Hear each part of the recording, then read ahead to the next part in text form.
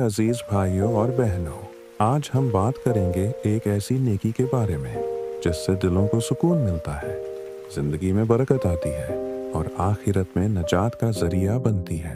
और वो नेकी है दरूद पाक पढ़ना।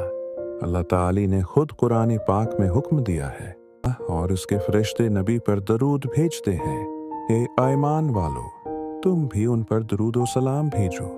सोचे, जिस नबी पर अल्लाह और फरिश्ते खुद दरूद भेजते हैं, हम पर कितना लाजिम है कि हम भी अपने नबी पर दरूद भेजें। बड़ी सादत नबी पाक ने फरमाया, जो शख्स मुझ पर एक मर्तबा दरूद पढ़ता है, अल्लाह ताली उस पर 10 रहमतें नाजिल फरमाता है।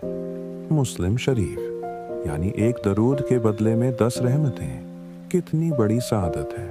दरूद शरीफ पढ़ने से गुनाह माफ होते हैं, दरजात बुलंद होते हैं और दिल को नूर और सुकून नसीब होता है।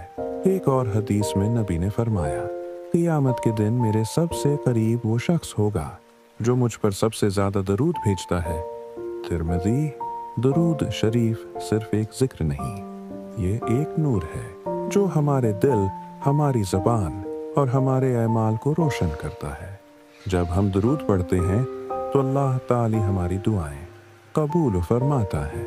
इसीलिए नबी ने फरमाया, जब दुआ करो तो पहले मुझ पर दरूद भेजो, फिर अपनी हाजत मांगो ताकि तुम्हारी दुआ कबूल हो। दरूद शरीफ पढ़ने के बेशुमार फायदे हैं।